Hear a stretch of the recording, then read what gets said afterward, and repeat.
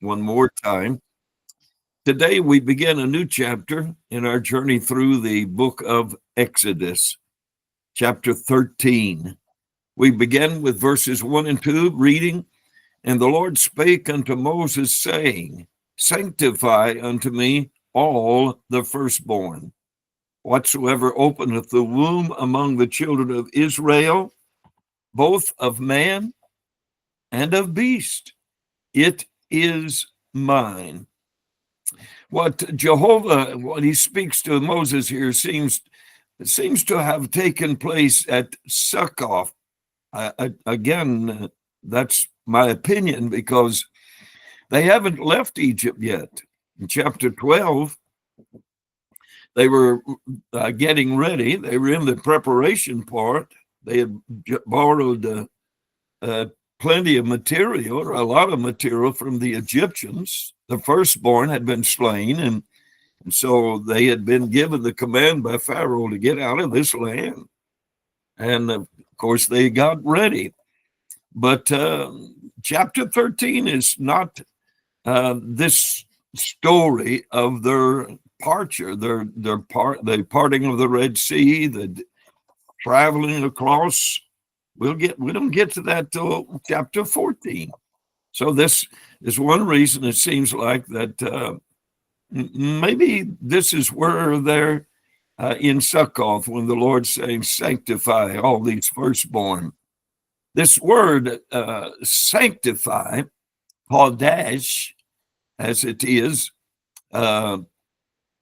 Strong says it means to be, make, pronounce, or observe as clean, set apart for God's purpose or use. Sanctified is translated here in the Septuagint with a verb calling for believers to be holy. And for we, like the firstborn of Israel, who was redeemed by the blood of the Lamb, we're also the firstborn, if you will, in a sense that we've been redeemed. But here it's speaking about literally the dividing of the family, setting aside the firstborn, the one that's born first. And it includes the cattle and the flock. The Lord says, it is mine. Now, Mr. Gusick said this was for three reasons. First of all, because Israel was God's firstborn. Exodus 4:22 mentions this, and this honored that fact. Second, because the firstborn were thought to be the best, and the best was always given to God. And thirdly, as a reminder to all generations of when God redeemed Israel, his firstborn. This is the first experience for the tribes of Israel to be delivered from bondage. And if they had continued to walk in the will of God, they would have retained that separation, that freedom. What we know later on, of course, they were many of them, all the tribes were scattered later. But anyway, in verse 3, Moses said unto the people, remember this day in which you came out from Egypt, out of the house of bondage.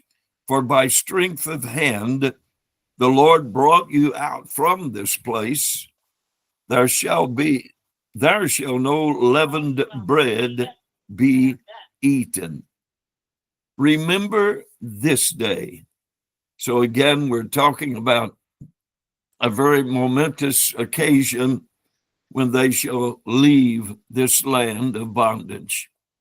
Moses, he had already emphasized that the Passover they had observed was to be remembered in future generations. And this seems to be a reminder that what they are experiencing is something their fathers who died in the Egypt only dreamed about, and what their children needed to be reminded about in future generations. This is one of the purposes, or I think it is, for the memorial service that we observe on occasions. It is to remember Calvary, to remember the shed blood, to remember the price that was paid for us, to redeem us. And that's what's taking place here, of Israel being redeemed, set free, if you will. Now, Pentecost, I think it needs to be taught again and again to each succeeding generation, lest we forget where the Lord's brought us from. And again, the memorial service is a good time for that, and not just once a year necessarily. In verse 4, the Lord goes on to say, "This day came ye out in the month Abib." Abib, in the month Abib.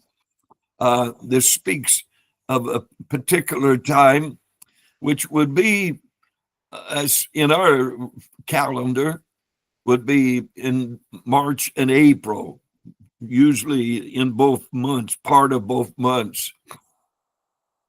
In verse 5, it shall be when the Lord shall bring thee into the land of the Canaanites and the Hittites and the Amorites and the Hivites and the Jebusites, which he sware unto thy fathers to give thee, a land flowing with milk and honey, that thou shalt keep this service in this month. So again, we learn back in chapter 12, God told him, this is the first month for you. This is the first year of the year for you. So this month becomes very important. And here they are being told again to observe this event. There are 5 ites that are mentioned here: Canaanites, Hittites, Amorites, Hivites, Jebusites. 5 different ites. In chapter 3, there were 6 that were mentioned, which was included the Perizzites. When we get to Deuteronomy chapter 7 and verse 1, they're growing. There are 7 that are mentioned. There, when it says, when the Lord thy God shall bring thee into the land whither thou goest to possess it, and hath cast out many nations before thee, the Hittites and the Girgasites and the Amorites and the Canaanites and the Perizzites and the Hivites and the Jebusites, 7 nations greater and mightier than thou. So on different occasions, we'll have references to these ites, the enemies that they would have to drive out or conquer once they got to the land of promise. But in all, there were 7 of them. In verse 6, God goes on to say in verse 6 and 7, 7 days thou shalt eat unleavened bread, and in the 7th day shall be a feast to the Lord. Unleavened bread shall be eaten 7 days, and there shall no leavened bread be seen with thee, neither shall there be any leaven seen with thee in all thy quarters. So here again, the law, God specifying removal of all leaven. They were to search diligently throughout their house or dwelling, that they would make sure that all leaven was removed. And if this much emphasis, let me ask it and state it like this: if this much emphasis was placed by Jehovah on the removal of leaven, which we know from Matthew 16, 11, and 12, for instance, is a symbol of sin or false doctrine, then I ask, how much emphasis should we place on the removal of sin from our lifestyle? I have read and understand that Israel was so determined and so committed to removing all leaven from their house that those that lived in a house, I know during their travels it was tents, no doubt, of course, but once they settled in a house, I have read where they would, how they would even scrape the paper off of their walls and remove them from their house, because the paste that they would use to glue, to paste the wall paper to the walls, were made out of flour and water and whatever. And I myself, as a child, I can remember papering the walls of our old house, and mom and dad that did so would mix the powder of flour and water to make the gooey paste. And I read again that they were so committed and determined to remove all leaven that they would scrape the paper along with the paste under it, of course, out of their house to make sure they got it all out. So if they were that determined to make sure that they obeyed the command of God to remove all leaven, then how determined should we be to make sure that we remove all sin from our life? And I know when we were baptized, the Adamic sinful nature is forever removed, washed away, cleansed, if you will. But then continually, that doesn't mean that we're through sinning. I wish it was that way. I guess I do, but we're human. And although we've been baptized in Jesus' name, which remitted our sinful past, Adamic nature, that doesn't mean that we can't make a mistake. We can't say something we shouldn't say or do something we shouldn't do. And so, as John put it in 1 John 1, that if we say we have no sin, we're a liar. And we're not telling the truth. But if we confess our sin, and may I emphasize, he wasn't writing to the world, he was writing to the church. So you're not so holy that you're not going to make a mistake. But if you make a mistake, if you commit a sin, there needs to be a prayer meeting to take place. We need to do some scraping, if you will, and remove the leaven. In verse 8, God says, and thou shalt show thy son in that day, saying, this is done because of that which the Lord did unto me when I came forth out of Egypt. So God's emphasizing to Israel the importance of such an observance that is here emphasized, that the children of Israel must be taught, and each future generation needs to be taught that they need to remove all leaven. So they're being told, don't allow the importance of this observance to lose its importance. And so, fellow pilgrim, don't lose this importance of our fellowship with God.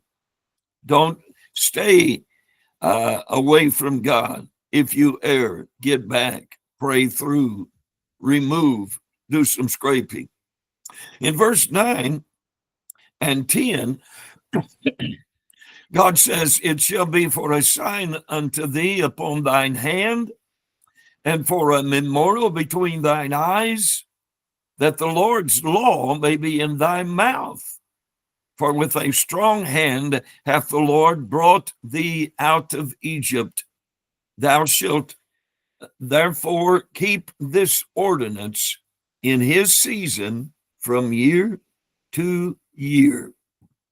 Now, it's interesting, this statement's made here about the sign being on the hand, the memorial between the eyes, and so on, because when we get to Deuteronomy chapter 6, we read there where this is emphasized, but it's interesting that it's mentioned here.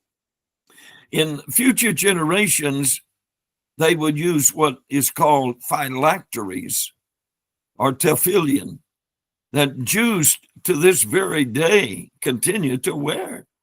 It's interesting to see them before the Wailing Wall, as it's called. They have their phylacteries wrapped around their their arms placed between their forehead, between their eyes, as they go to God in prayer.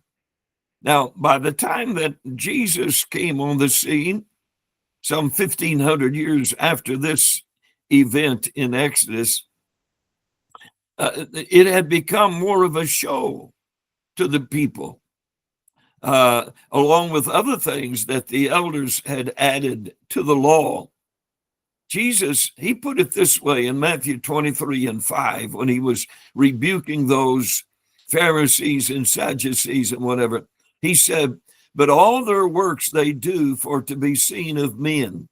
They make broad their phylacteries and enlarge the borders of their garments. It was all to be for show, to be seen. And the Lord was rebuking them for this. In verses 11 and 12 and 13, God says, it shall be when the Lord shall bring thee into the land of the Canaanites, as he sware unto thee and to thy fathers, and shall give it thee, that thou shalt set apart unto the Lord all that openeth the matrix, and every firstling that cometh of a beast which thou hast. The males shall be the Lord's, and every firstling of an ass thou shalt redeem with a lamb. And if thou wilt not redeem it, then thou shalt break his neck. And all the firstborn of man among thy children shalt thou redeem. Excuse me. So God says the firstborn belong to me. Whether it's beast or whether it's man or whether it's from the flock or the herd, it's mine. And there's got to be a redemption take place belonging to me. It is later in the book of Numbers, chapter 3, verse 45 through 47, we read about the law, how it was stipulate that the Levites were to be separated instead of the firstborn of every child. One group, one tribe, one son of Eli, if you will, one son, the Levites. In verse 45, it says, take the Levites instead of all the firstborn among the children of Israel, and the cattle of the Levites instead of their cattle, and the Levites shall be mine. I am the Lord. Which is, again, let me go to Numbers chapter 18 to read some more about it.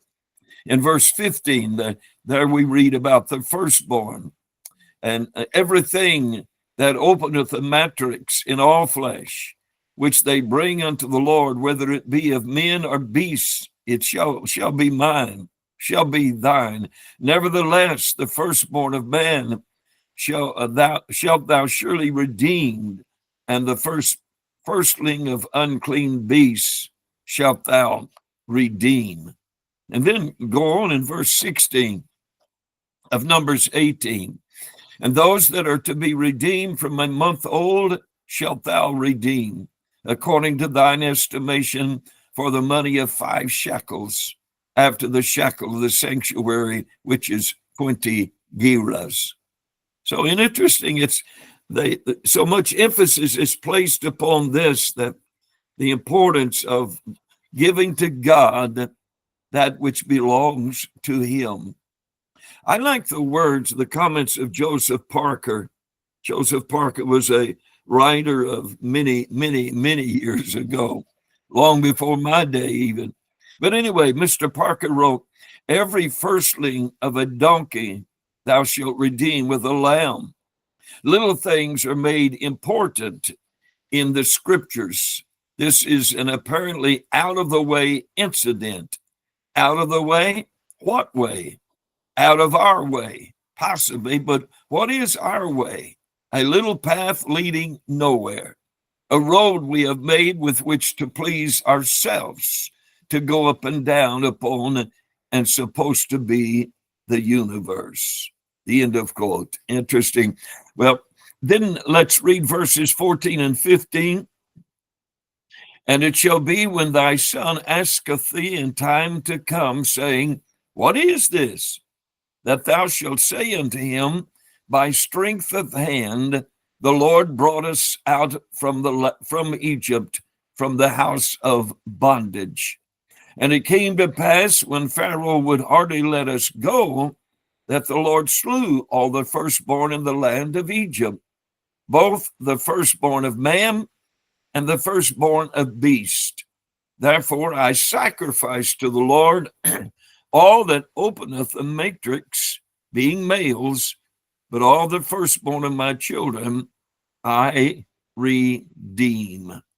So all the firstborn among the Egyptians were slain that night, that very eventful night that Israel was getting ready to leave Egypt and the bondage. But the firstborn of Israel were spared because of the blood.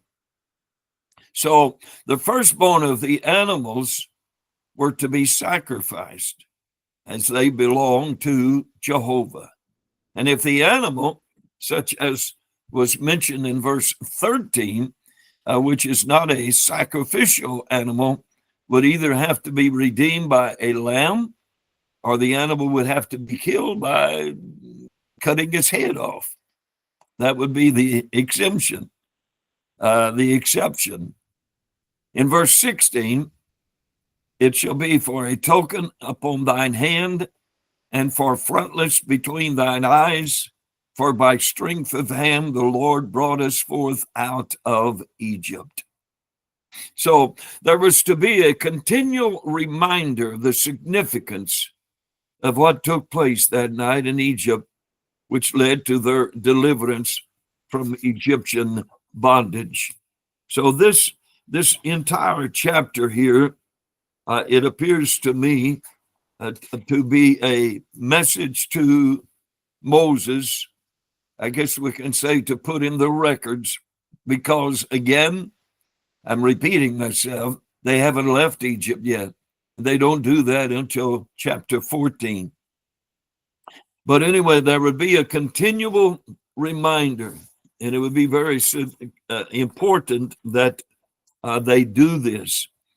In 17 and 18, it says, It shall come to pass, when Pharaoh had let the people go, that God led them not through the way of the land of the Philistines, although that was near, for God said, Lest peradventure the people repent when they see war, and they return to Egypt.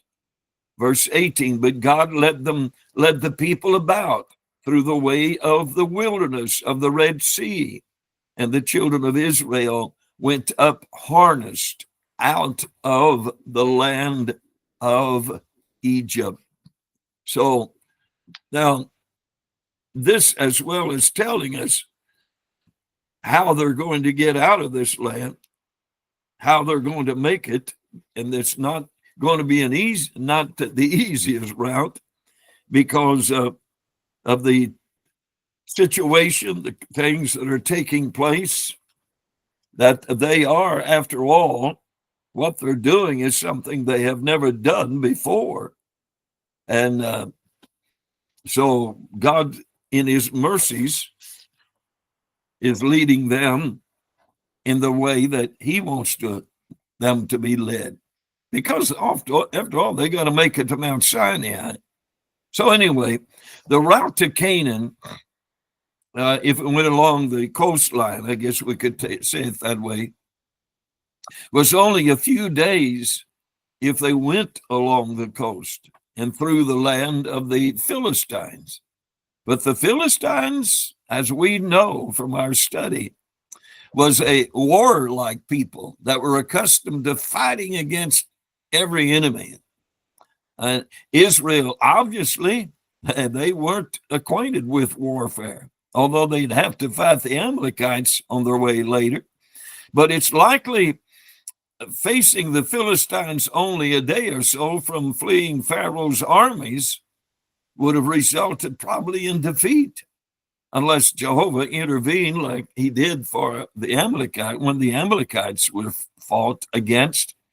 And the people, no doubt, they would have rebelled sooner than they did, I guess we can say. Now, another thing I think we should keep in mind was the stop at Sinai and the giving of the law to Moses for the people would be far more important than a battle with the Philistines. In verse 19, this is interesting and important. And Moses took the bones of Joseph with him, for he had straitly sworn the children of Israel, saying, God will surely visit you, and ye shall carry up my bones away hence with you. So Joseph had the people to vow, to promise that he'd take his bones back there in Genesis chapter 50 and verse 25. Joseph was embalmed. He was placed in a coffin to await the time when the people would make it to the promised land, which would be, of course, several years before they, probably 200 years or so. The feeling being that each tribe was responsible to carry this, if you will. But we read in Acts chapter 7, the message of Stephen, he says in verse 15, so Jacob went down into Egypt and died, he and our fathers, and were carried over into Sychem and laid in the sepulchre that Abraham bought for a sum of money of the sons of Emor, the father of Sychem. But anyway, verse 20, this is a reason back in the very first part. It says that I mentioned this chapter must have been, and what took place must have been when they were in Succoth, because it says, and they took their journey from Succoth and encamped in Ephraim in the edge of the wilderness. Now, this place, Succoth, little more than 30 miles, from Ramses. The name signifies an enclosure consisting of pens and booths for the cattle and so on. But anyway, he went on to comment, Mr. Bryant, another commentator, said it was Ephraim was some 60 miles from Succoth. So it's when they're in their journey toward the promised land that this all takes place. But anyway, in verses 21 and 22, the Lord went before them by day in a pillar of a cloud, lead them the way, and by night in a pillar of fire to give them light to go by day and night.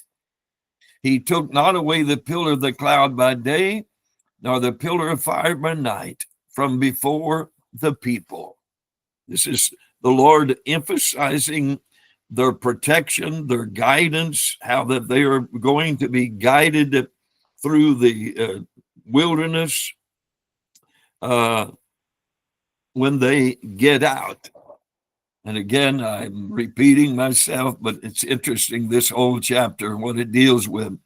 Now, we don't know for sure, I don't, when the pillar or the fire, pillar of fire or the cloud, we don't know for sure when it first started leading the people, because again, they haven't left yet. Chapter 14 goes into the detailed account of their leading out of Israel, out of Egypt. In fact, let me hurriedly read verses 1 and 2 of chapter 14.